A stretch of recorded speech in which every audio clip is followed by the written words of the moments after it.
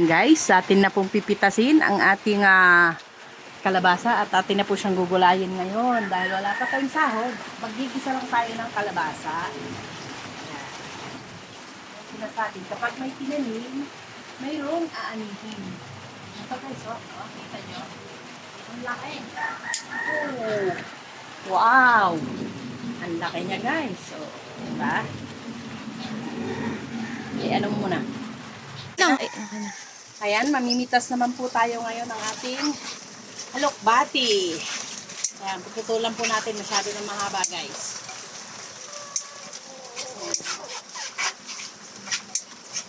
Kapag mayroon ka talagang tinanim, mayroon kang aanihin.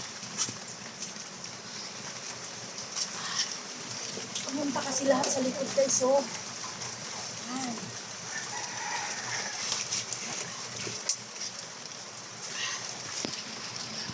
Tinutusok naman ako nitong dragon fruit. Ang sakit. Ang dami na palang talbos nito, nasa likod lang.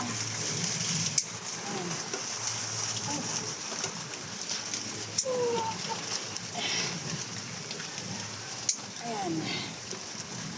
Diba? Lain natin siya papunta dito guys kasi hindi naman natin napipitas ang likod. Ayan. Ayan.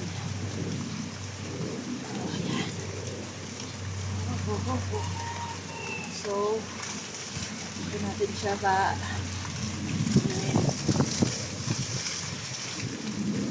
ayan.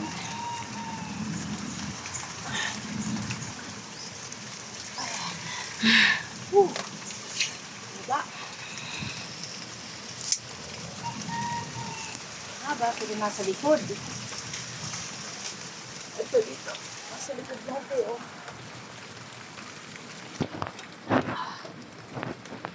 Tayo natin dito guys sa loob. Hindi tayo mahirapan magpitas. Huwag sa likod. Kasi mahirap magpitas sa likod. Paano to? Oh. Ayan. Oh, ha. Oh. Yan, ang dami pala niya sa likod. Tapos na. Hindi ko maabot. Ano lang. Marami niya sa likod. Ang hirap abutin.